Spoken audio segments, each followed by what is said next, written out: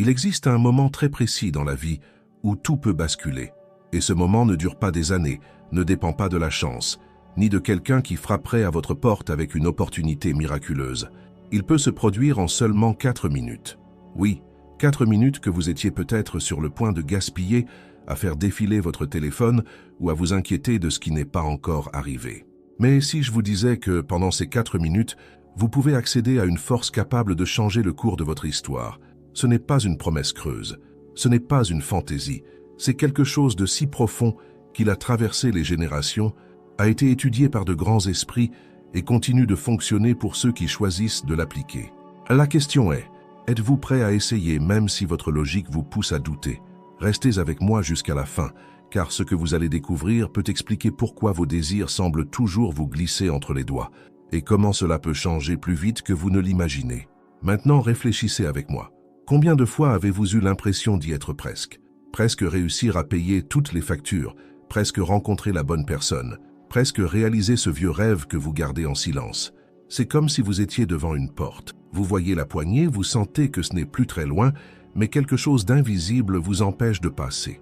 Alors commencent les tentatives, méditations interminables, phrases collées au mur, promesses, rituels, prières adressées au ciel, les yeux fermés dans l'attente d'un signe.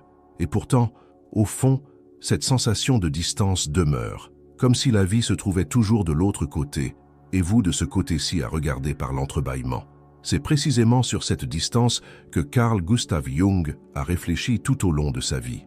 Connu comme l'un des grands noms de la psychologie analytique, il ne voyait pas l'être humain uniquement comme un corps réagissant au monde. Pour Jung, il existe une réalité psychique aussi puissante que celle que nous pouvons toucher. Il a consacré des années à étudier les mouvements invisibles de l'esprit et a perçu quelque chose qui peut sembler inconfortable au premier abord. Bien souvent, ce que vous désirez existe déjà à un niveau intérieur, mais vous n'avez pas encore appris à vivre à partir de cette réalité. Peut-être êtes-vous en train de penser « Comment ça, cela existe déjà ?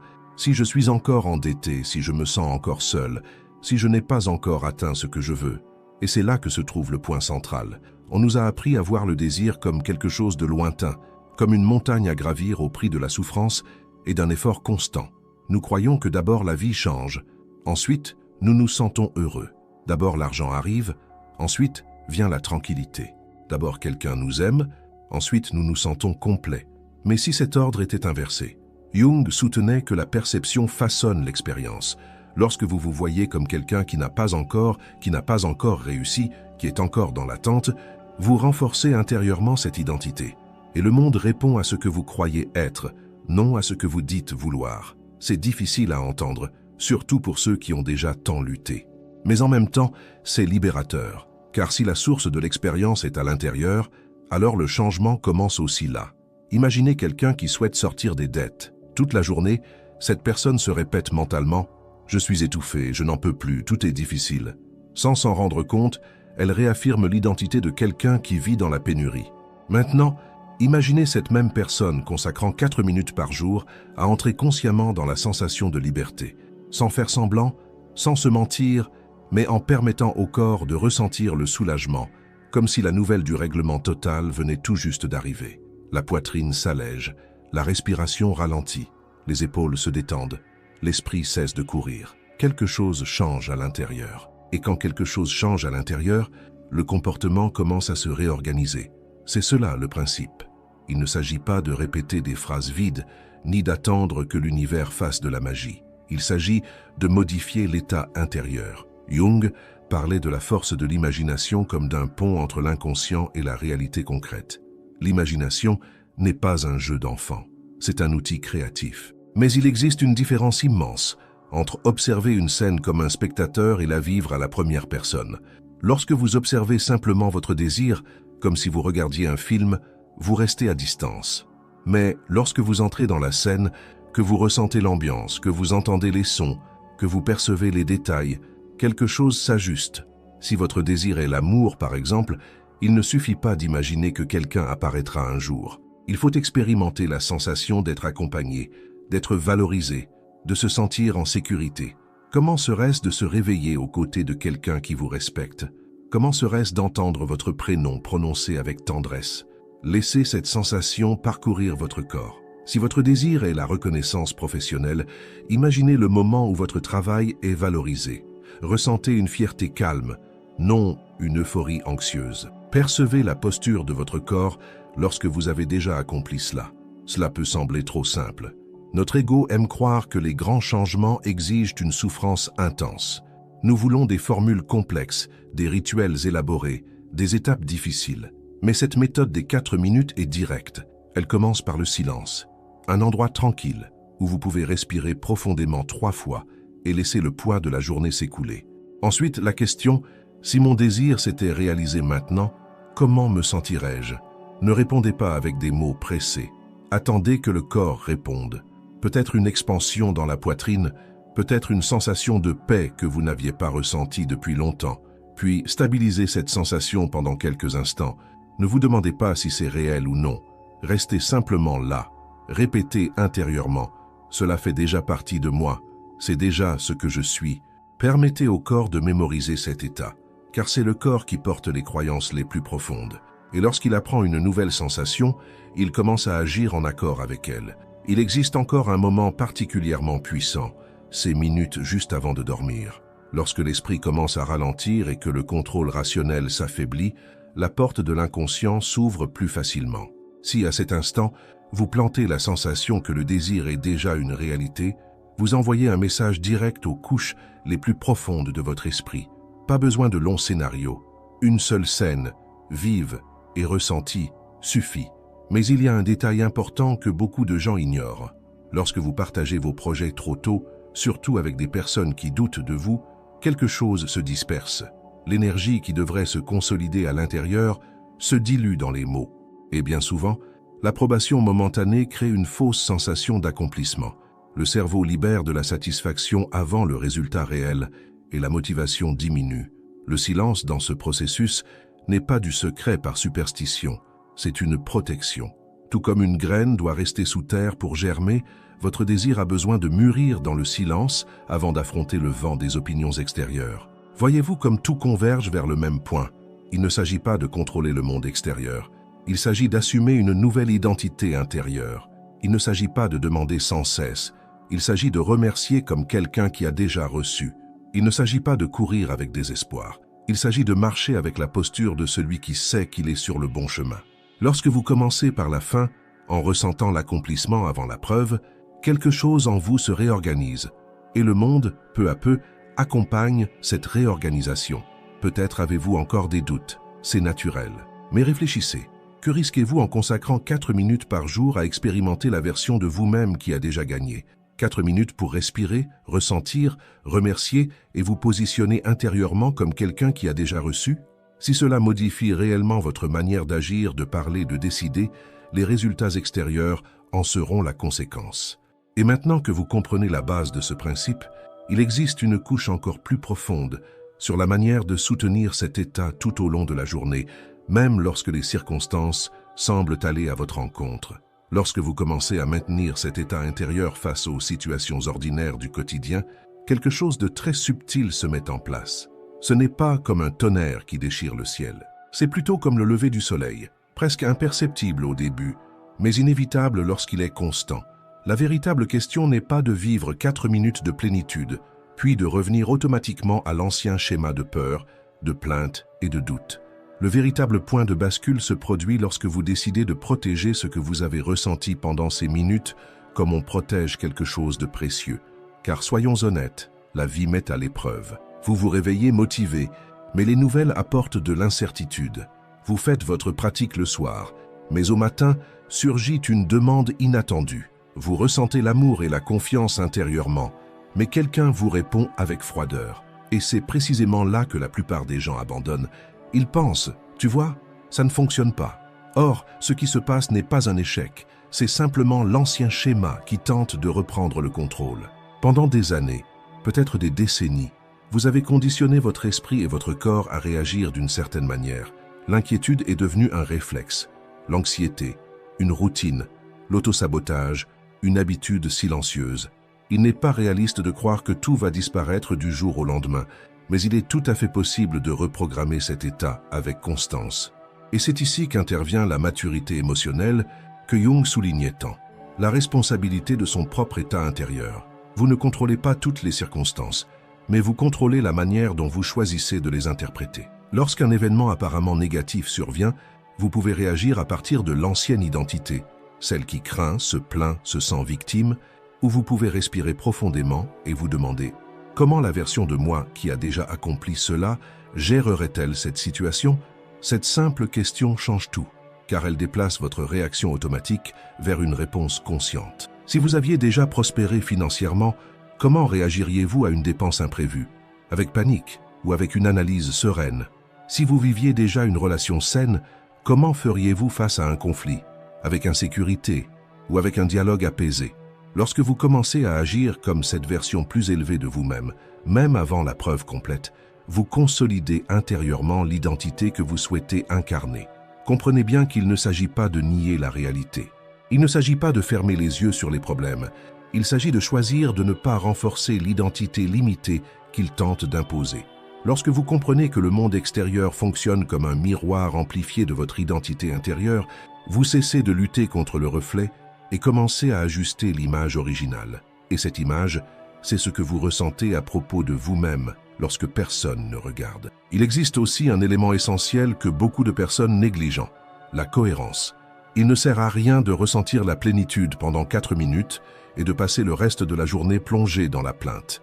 Il ne sert à rien de remercier le soir et de cultiver la jalousie ou la comparaison durant la journée. La cohérence est le sol fertile où la graine grandit. Chaque petite décision compte. Chaque pensée répétée renforce une identité. Peut-être percevez-vous que cela exige une attention constante, et c'est le cas. Mais ce n'est pas un effort lourd. C'est une vigilance bienveillante envers soi-même. C'est remarquer lorsque l'esprit commence à glisser vers la peur et le ramener doucement vers la confiance. Non pas avec agressivité, non pas avec exigence, mais avec conscience. Il y a un point extrêmement puissant dans ce processus, lorsque vous cessez de supplier et commencez à remercier. L'énergie de celui qui supplie est le manque. L'énergie de celui qui remercie est la plénitude. Et ce sont des fréquences complètement différentes. Lorsque vous remerciez comme quelqu'un qui a déjà reçu, votre corps se détend. Le ton de votre voix change. Votre posture change. Votre manière de regarder les autres change. Vous cessez d'agir comme quelqu'un qui court après quelque chose et commencez à agir comme quelqu'un qui a déjà de la valeur. Et cela transforme profondément vos relations. Les autres ressentent ce changement, même s'ils ne savent pas l'expliquer. Les opportunités commencent à apparaître, non comme des miracles tombés du ciel, mais comme une conséquence naturelle de cette nouvelle posture. Vous commencez à voir des possibilités là où vous ne voyiez auparavant que des obstacles. Votre esprit devient plus créatif, votre parole plus assurée. Vos décisions s'alignent davantage avec ce que vous dites vouloir. Un autre point délicat est le silence. Plus vous intériorisez, moins vous ressentez le besoin d'annoncer. Il y a une immense force à construire dans le silence. Lorsque vous cessez de chercher une validation extérieure pour chaque projet, quelque chose se renforce à l'intérieur. Vous ne dépendez plus des applaudissements pour continuer, et cela génère une stabilité émotionnelle que peu de personnes possèdent. Il est intéressant d'observer que, bien souvent, lorsque vous partagez excessivement vos projets, vous recevez des opinions que vous n'avez pas demandées. Les doutes des autres peuvent s'infiltrer dans votre conviction. Sans même vous en rendre compte, vous commencez à justifier votre rêve, à expliquer vos raisons, à tenter de convaincre. Et dans ce processus, une partie de l'énergie se disperse.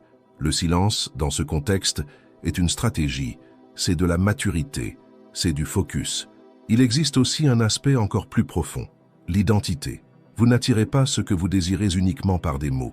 Vous attirez ce qui correspond à ce que vous croyez être.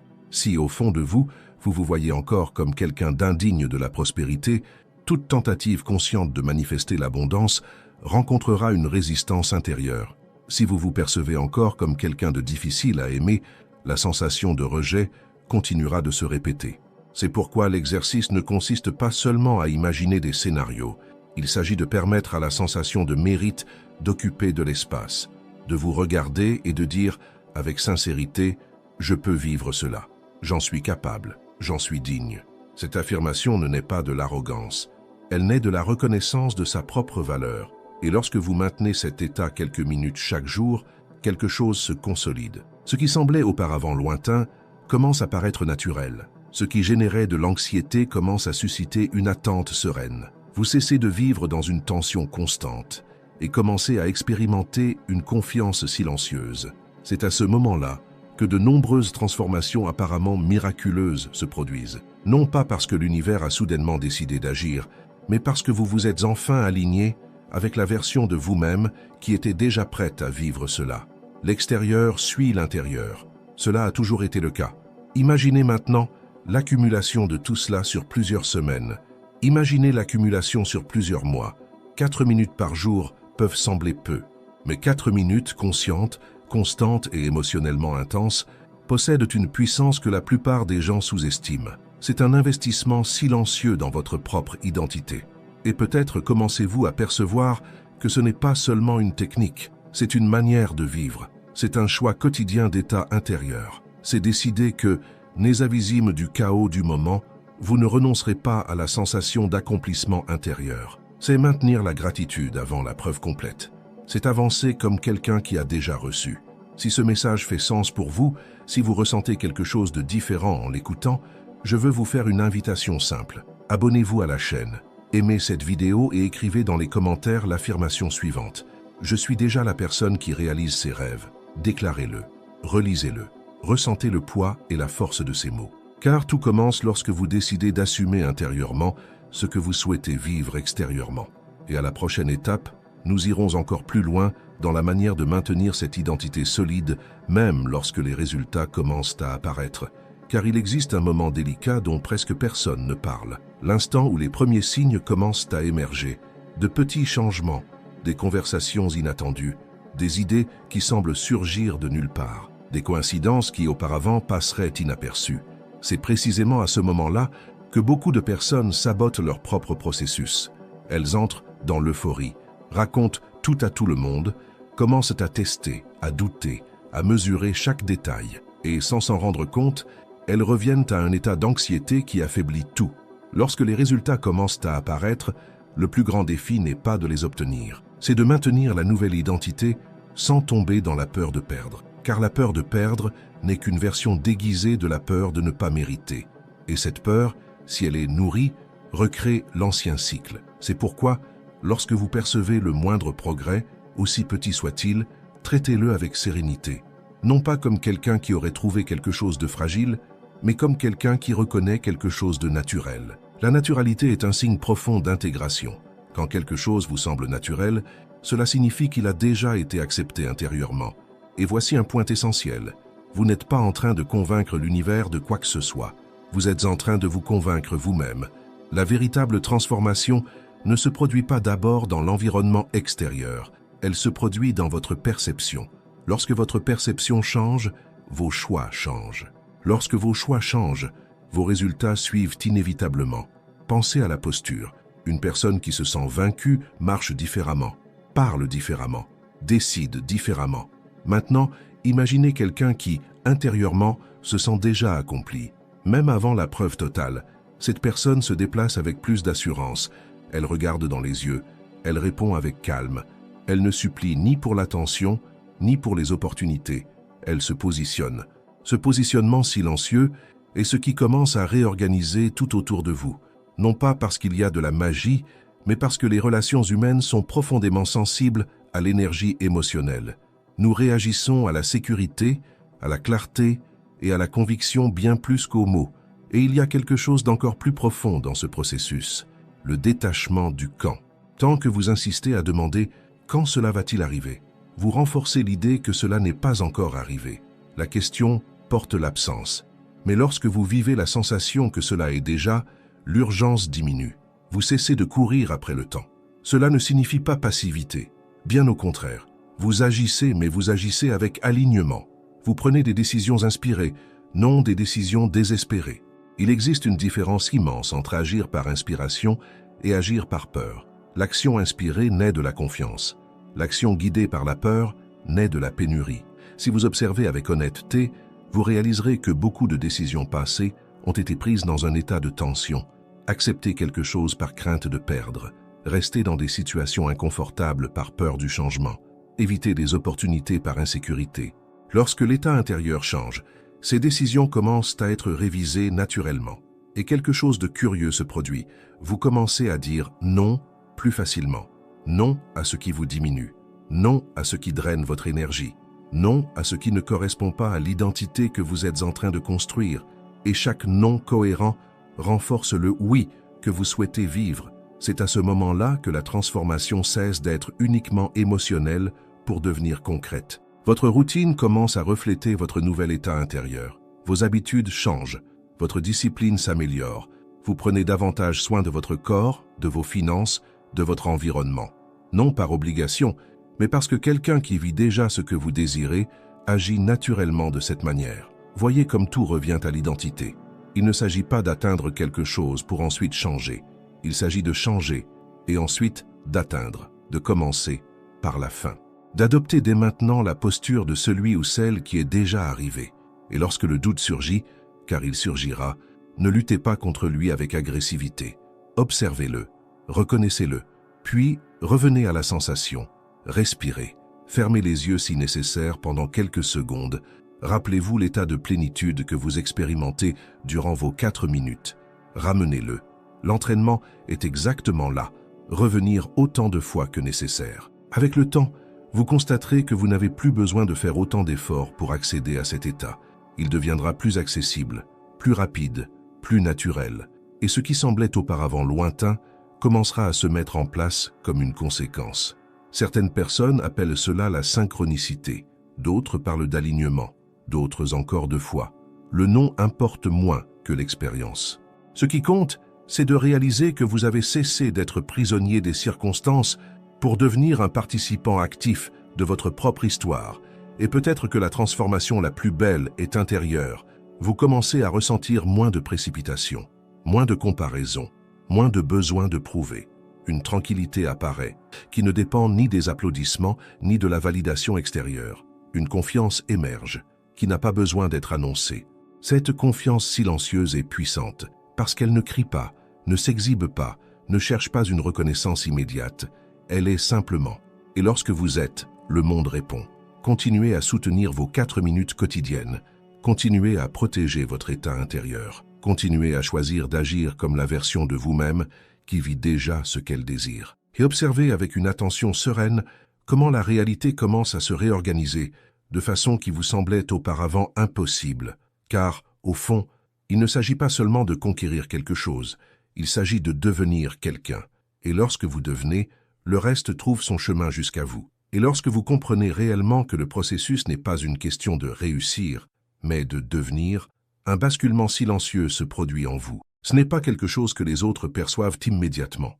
Cela ne vient ni avec des applaudissements, ni avec des feux d'artifice, mais c'est un changement structurel. Vous cessez de vivre en réaction au monde et commencez à vivre à partir d'un centre intérieur plus solide, plus stable, plus conscient.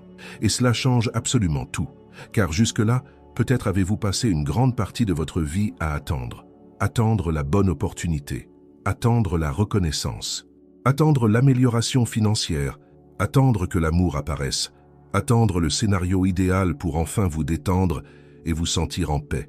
Mais vivre dans l'attente, c'est vivre dans un état de suspension, comme si votre bonheur était toujours conditionné à quelque chose qui n'est pas encore arrivé. Lorsque vous pratiquez cet alignement intérieur chaque jour, même pendant quelques minutes, vous commencez à expérimenter quelque chose de rare, une satisfaction anticipée. Ce n'est pas une illusion, c'est de la maturité émotionnelle. C'est comprendre que le sentiment que vous recherchez dans le futur peut être cultivé maintenant. Et lorsque vous accédez à ce sentiment maintenant, vous cessez de mettre votre vie en pause. À partir de là, vous commencez à vous comporter différemment. Et non parce que quelqu'un vous l'a ordonné, non parce qu'un livre l'a dit, mais parce qu'il n'a tout simplement plus de sens d'agir comme avant. L'anxiété commence à perdre de sa force. La comparaison commence à s'affaiblir. Le besoin constant d'approbation commence à diminuer. Vous réalisez que vous pouvez avancer avec assurance, même sans avoir toutes les réponses. Et cela a un impact profond sur vos décisions, car les décisions prises à partir de la peur créent des chemins étroits. Les décisions prises à partir de la confiance créent de l'expansion. Lorsque vous commencez à vous voir comme quelqu'un de capable, digne et préparé, vos choix reflètent cette vision. Vous commencez à accepter des opportunités que vous auriez auparavant évitées. Vous vous positionnez avec plus de clarté.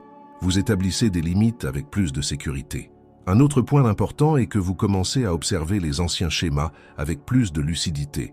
Peut-être remarquez-vous que vous répétiez toujours certains comportements dans vos relations. Peut-être constatez-vous que vous réagissiez toujours de la même manière face aux difficultés financières. Peut-être identifiez-vous une tendance à douter de vous-même dans les moments décisifs. Cette conscience ne vient pas pour accuser, elle vient pour libérer. Car lorsque vous percevez le schéma, vous gagnez la possibilité de l'interrompre. Et lorsque vous l'interrompez, vous ouvrez de l'espace pour quelque chose de nouveau. Et ce nouveau n'apparaît pas par hasard. Il apparaît parce que vous ne vibrez plus sur la même fréquence émotionnelle qu'auparavant. Votre regard a changé, votre posture a changé, votre dialogue intérieur a changé. Et ce dialogue intérieur est un point crucial. Pendant des années, peut-être vous êtes-vous répété des phrases comme « c'est trop difficile »,« ce n'est pas pour moi »,« ça finit toujours mal »,« je n'y arrive pas ». Ces phrases ont créé une identité, et cette identité a façonné vos expériences.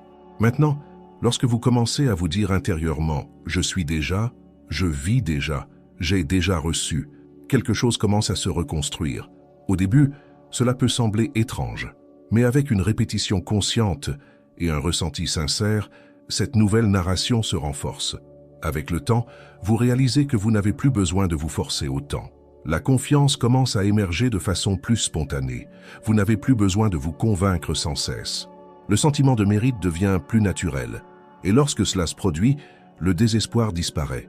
Et c'est précisément le désespoir qui bloque de nombreux chemins. Lorsque vous avez trop besoin que quelque chose arrive, vous transmettez le manque. Lorsque vous sentez que votre bonheur dépend exclusivement d'un événement précis, vous placez une pression énorme sur ce résultat. Et la pression génère de la tension. La tension génère de la résistance. Mais lorsque vous commencez par la fin, lorsque vous ressentez que vous êtes déjà, que vous vivez déjà, que vous avez déjà reçu, vous vous détendez. Et dans cette détente, les choses circulent avec plus de naturel. Vous commencez à agir avec légèreté.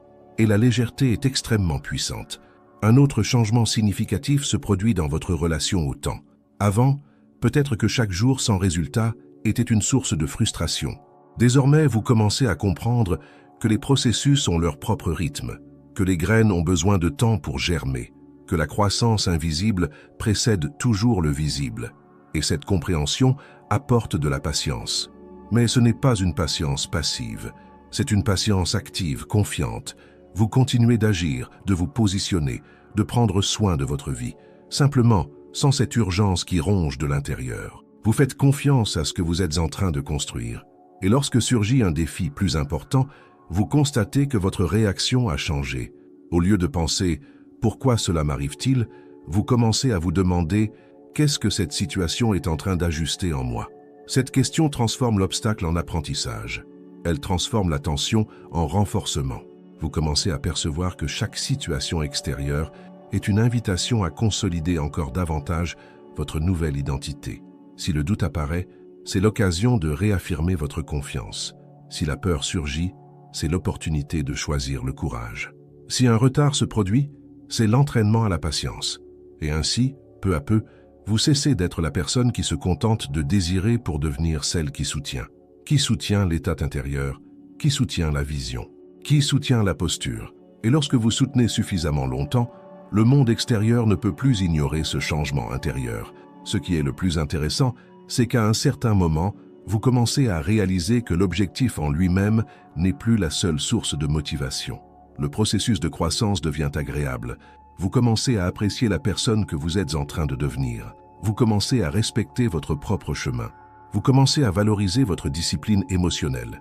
Et lorsque les résultats se matérialisent enfin, car ils se matérialisent, vous les accueillez avec naturel, sans choc, sans incrédulité, mais avec la sérénité de quelqu'un qui, au fond de lui, le savait déjà.